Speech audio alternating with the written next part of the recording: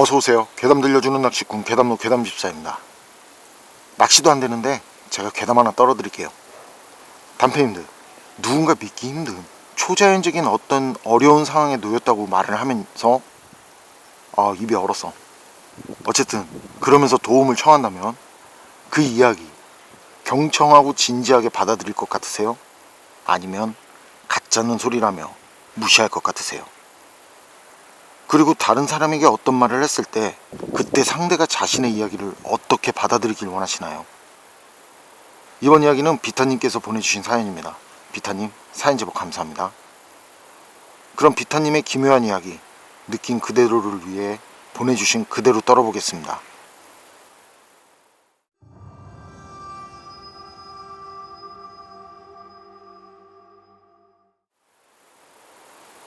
이야기는 일본에 갔을 때 일본에서 형사생활을 하는 지인에게 들었고, 선술집에서 만나서 한잔하다 나온 이야기라 진위 여부는 알 수 없지만 지인도 술 기운이 있었는지 조심스럽게 얘기한 걸로 봐서는 결코 가벼운 농담으로 얘기했다고 생각하지는 않습니다.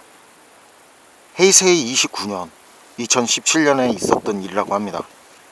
당시 이미 종료 처리된 사건이었는데 제게 이야기를 해준 지인이 생각할 땐 뭔가 꺼림직하고 깔끔하지 못했던 사건 같다는 말이었습니다.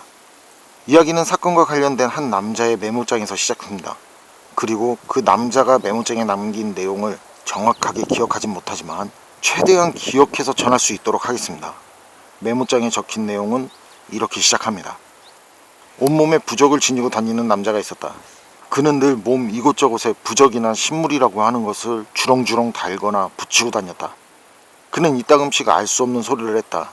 늘 이상한 존재들이 자신을 공격한다고 했는데 부적들은 그 공격에서 자신을 방어하기 위한 하나의 방어수단이라는 것이다. 그와 친한 지인들은 그런 그의 말을 한 귀로 듣고 한 귀로 흘렸다. 그렇다고 그 사람을 배척하기엔 그는 좋은 사람의 축에 들어가는 사람이었고 대인관계에는 아무런 이상이 없었다. 현대의학에서도 빙이나 신들림을 정신병으로 구분하지 않는 이유는 그들이 대인관계에 문제가 없는 정상적인 사람이기 때문에 정신병으로 분류하지 않는다고 한다. 내가 보았을 때 그는 대인관계가 좋을 뿐 아니라 평소 남에게도 거친 말이나 무례한 행동을 안 하고 늘 남을 배려하고 마음이 따뜻한 친구였다. 오히려 누구보다 지인들의 기념일을 잘 챙겨주고 다른 이의 슬픔을 공감해주고 좋은 일에 속 좁게 배합하지 않고 함께 기뻐해주는 좋은 사람의 표본 같은 사람이었다. 그러던 그 사람이 어느 날은 몸에 문신으로 부적을 새겨야겠다며 한 3개월 동안 연락을 못할 것 같으니 이해해달라고 하였다. 지인들은 문신을 새길 때의 고통 때문에 걱정했지만 그는 고개를 저으며 부적도 유통기한이 있는 것 같고 그의 그날의 날짜에 따른 기운의 변화로 부적의 효과가 약해지는 날도 있어서 자기는 살고 싶어서 하는 거라고 하였다. 그리고 몇 개월이 지나고 우리는 다시 모임을 가지게 되었다. 그때 그도 모임에 나오게 되었는데 그 모습은 가히 충격적이었다. 그가 얼굴과 목을 뺀 모든 곳에 빼곡한 한자로 타투를 새겨서 왔는데 혐오스러움과 공포의 어느 경계에 있는 끔찍함 그 자체였다. 그 다음부터 지인들은 그와 만나는 게 점점 불쾌해졌는데 그와 같이 식당이나 카페를 갈 때 퇴장 요구를 받은 적도 많고 그러한 일들이 점점 쌓이게 되자 그의 지인들은 그와 점점 멀리하게 되었다. 정말 그의 문신은 남들이 혐오감을 넘어 공포감을 심어주기에 충분한 수준이었고 단 한 명, 나를 제외한 모든 사람들이 그 사람과 절교를 선언했다. 나마저 그를 손절하면 그는 더 이상 만날 친구도 없기에 나와 그와의 관계를 가깝지도 멀지도 않게 유지했는데 1년 정도가 지난 어느 날 그의 부고 소식을 듣게 되었다. 사망 원인까지는 듣지 못했는데 그가 일가 친척도 없고 가족도 없던 사람이라 유품 정리는 내가 하게 되었다. 그리고 그가 사망 전에 자신의 모든 재산을 나에게 남긴다는 유언장을 써서 공증을 받기도 했는데 사실 재산이랄 것도 없다. 오래되고 낡은 단독주택가 몇 천도 안 하는 현금 자산이었다. 깡촌, 변방 외곽에 위치한 집이고 집값도 매우 쌌다. 그리고 나는 좋은 부모 덕에 경제적으로 부유한 편이었기에 어쨌든 그와의 이별이 아쉬워서 자격을 허락한 것이지 그의 재산 때문에 허락한 것은 아니다. 미리 말했듯 나는 경제적으로 부유한 사람이다. 부자까지는 아니더라도 한 달에 몇백 정도 쓰면서 평생 놀고 먹을 정도의 부를 갖고 있었다. 유품도 정리할 겸 병원에서 나온 사람에게 열쇠를 받아 집에 들어가게 되었다. 집안은 곰팡이도 피어있고 기괴한 냄새가 났다. 방 안에는 달랑 받침도 없는 매트리스 하나와 낡은 책상에 올려진 고물 컴퓨터와 모니터뿐이었다. 그리고 그의 방 안에 가득 붙어있는 이상한 부적들이 보였지만 나는 이 집에 한두 번 온 게 아니라서 딱히 거부감이 들거나 무서울 것은 없었다. 컴퓨터 책상만 남겨두고 사람 며칠 불러서 일당을 주고 집에 있던 가구나 모든 것을 버렸다. 그리고 나는 친구의 고독했던 마지막 순간을 떠올리고 씁쓸한 기분에 위스키를 병째 마시며 그와 함께한 추억을 곱씹었다. 그러다 문득 내 시야에 낡은 컴퓨터와 모니터가 들어왔고 그가 혹시 메시지 같은 걸 남기지 않았을까 궁금해서 전원 스위치를 눌러보았다. 거칠게 팬이 돌아가는 소리가 들렸고 오래된 냉장고가 들어가는 듯한 소음이 들리고 모니터에 화면이 들어왔다. 그가 혹시 기록 같은 것을 남기진 않았을까 폴더들을 열어보았는데 계속 하드디스크를 뒤졌지만 별다른 건 나오지 않았다. 공허하고 씁쓸한 마음에 담배 한 개피를 입에 물고 고개를 숙여 불을 붙이는데 모니터 받침대 밑에 빨간색 USB 메모리가 있는 게 눈에 띄었다. 아마도 고개를 숙이지 않았더라면 발견하지 못했을 것 같다. 나는 홀린 듯 그 USB 메모리를 컴퓨터에 삽입했고 잠시 후 새 창이 하나 열렸다. 창이 열리고 폴더의 내용이 표시되었는데 월별로 폴더가 정리되어 있었고 대부분의 내용은 별다를 것 없는 내용이었다. 폴더 안의 파일들은 전부 친구의 방안을 촬영한 영상 파일이었다. 그냥 몇십 개쯤 봤는데 친구가 방 안에서 혼자 괴상한 몸짓을 하면서 허우적거리거나 원맨쇼를 하듯이 여기저기 넘어지는 우스꽝스러운 영상들이었다. 개그맨을 준비하고 있었나라는 생각이 들 정도로 살짝 웃음이 나올 정도로 코믹했다. 다른 영상들을 살펴보았지만 방에 앉아 알 수 없는 소리를 중얼거리는 영상이 있었는데 말소리가 작아서 무슨 말인지 알 수 없었다. 그리고 가끔씩 소리를 지르는 특이한 영상도 있었는데 별다른 것은 없었다. 그러다가 나는 담배를 대충 비벼 끄고 마지막 폴더의 파일을 열어보았는데 거기에는 충격적인 내용이 담겨 있었다. 영상을 틀자 잠을 자고 있는 친구의 모습이 나왔다. 그리고 잠시 후 잠을 자던 친구가 발을 들어 올렸다. 그런데 자세히 보니 들어 올렸다는 표현보다는 들어 올려졌다는 표현이 정확할 것 같다. 마치 보이지 않는 존재가 친구의 다리를 들어 올린 것 같은 느낌이 들었다. 그리고 곧이어 다리가 한쪽으로 살짝 꺾이더니 친구의 팔다리 관절이 이상한 방향으로 꺾이기 시작했다. 친구는 잠에서 깨어나 고통스럽게 울부짖었다. 보이지 않는 존재는 친구의 입까지 틀어막았는지 그는 큰 소리를 내지 못하고 연신 고통에 찬 신음소리만 내었다. 그리고 잠시 후 친구의 몸이 화공에 띄어지는 게 보였다. 친구는 땀을 비오듯이 흘리며 눈물 콧물까지 흘리고 무슨 말인가를 계속 반복하였지만 입이 틀어막혀진 것처럼 알아들을 수 없었는데 스피커에 볼륨을 켜고 그 구간을 반복해서 들어보니 살려줘라는 말 같았다. 공중에 들려진 친구의 몸은 고통으로 계속 경련했는데 한순간 친구의 목이 절대 꺾일 수 없는 방향으로 스스로 덜컥거리는 작은 소리와 함께 획하니 돌아가 버렸다. 절명이었다. 그리고 완전히 이것은 타살이다. 명백한 타살이었다. 그리고 바닥에 내팽개쳐진 친구의 몸에 무서운 정적이 찾아왔다. 그 뒤로 영상은 10여 분 정도 더 촬영된 것 같지만 죽은 친구의 모습 말고는 더 이상 아무 변화도 없었다. 나는 순간 생각했다. 이런 거라면 정부기관에 알리는 게 좋지 않을까. 인터넷에 올려볼까 별 생각이 다 들었는데 순간 머리에 강한 충격이 느껴졌고 정신을 잃게 되었다. 그리고 잠시 후 나는 머리가 빠개지는 것 같은 두통을 느끼며 눈을 떴는데 캄캄한 밤이었다. 그리고 천천히 신음을 흘리며 일어났는데 나는 소스라치게 놀라고 말았다. 방 안에 있어야 할 컴퓨터 책상과 컴퓨터와 모니터가 보이지 않았다. 전부 사라져버렸다. 극심한 두통 때문에 표정이 일그러졌다. 머리 뒤쪽을 만져봤지만 피가 나거나 하지는 않는 것 같았다. 그리고 혹시 USB 메모리를 찾을 수 있지 않을까 작은 기대를 걸고 휴대폰 불빛에 의존해 방 안을 샅샅이 살펴보았지만 아무것도 찾을 수가 없었다. 컴퓨터, 모니터, 책상, 키보드, 마우스, 그리고 USB 메모리까지 전부 사라져 있었다.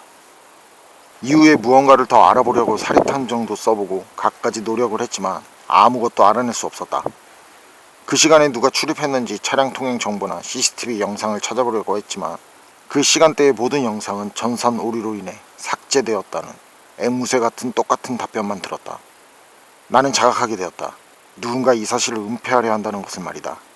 그리고 내 친구가 정신병자가 아니고 정말 그는 계속 보이지 않는 존재에게 끊임없이 생명의 위협을 받은 게 사실이었음을.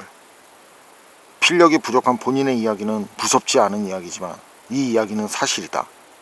그리고 나는 이곳저곳에 이 이야기를 올렸는데 사람들은 소설 쓰지 말라며 아무도 믿어주지 않았다. 그리고 며칠 후에 댓글 하나가 달린 것을 보았다. 작성자 GHKD 2-0297. 이 세상은 보이지 않는, 아니 볼 수 없는 절망으로 가득 차 있다. 그 절망의 파편을 조금이라도 엿본 자는 처참하게 죽임을 당한다. 세상은 거대한 시뮬레이션. 사육당하는 돼지와도 다를 바 없는 인간의 운명이여, 불쌍한 하루토를 생각한다면 작성자여, 너는 이 글을 지우는 게 좋을 거다. 알 수 없는 문장으로 이상한 말을 하는 댓글 컨셉충이라고 무시할 수 없는 이유는 죽은 지인의 이름이 하루토였기 때문이었다. 나는 대댓을 달려고 키보드를 두들겼다. 당신은 하루토를 알고 있습니까? 나는 하루토의 친구입니다. 당신을 만나고 싶습니다. 당신의 이야기를 듣고 싶습니다. 그리고 전송하기 버튼을 눌렀다. 하지만 화면에 이런 메시지가 출력되었다. 원글이 작성자에 의해 삭제되었습니다. 나는 분노했다. 글 작성자는 나라고. 나는 글을 지운 적이 없다라고. 메모장에 복사해둔 글을 다시 복사해서 글쓰기를 하려고 할 때였다.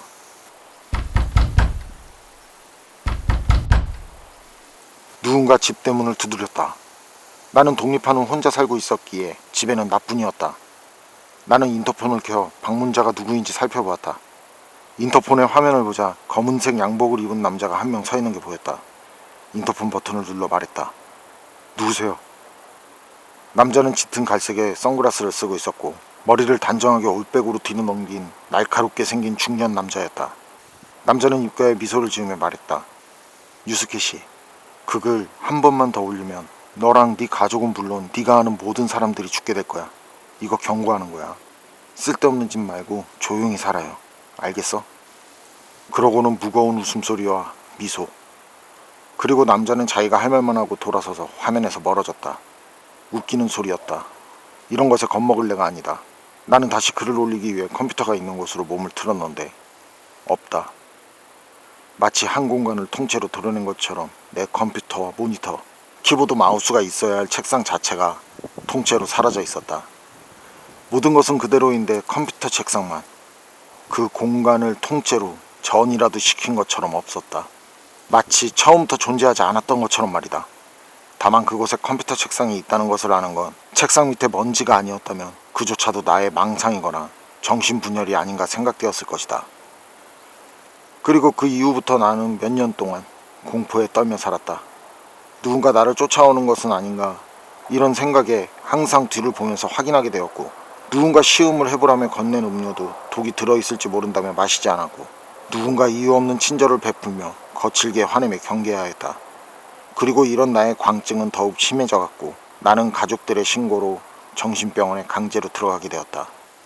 나의 글이 발견된다면 누군가 인터넷에 올려주길 바란다.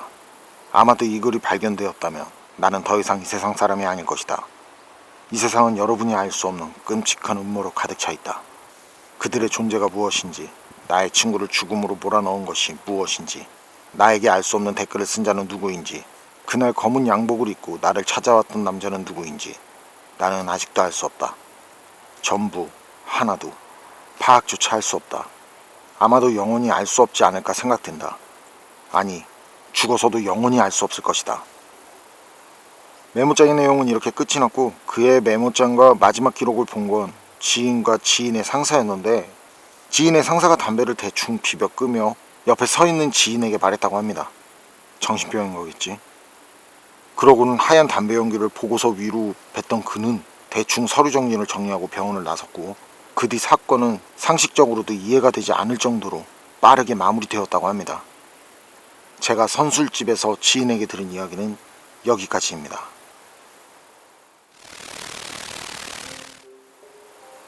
비타님 사연은 여기까지인데요. 저는 이 사연을 처음 볼 때도 그랬고 작업을 하면서도 계속 소름의 연속이었네요. 그리고 왠지 더 알려고 하면 다칠 것 같다는 생각이 들어서 오싹하고, 어쨌든 이런 느낌 너무 좋은데요.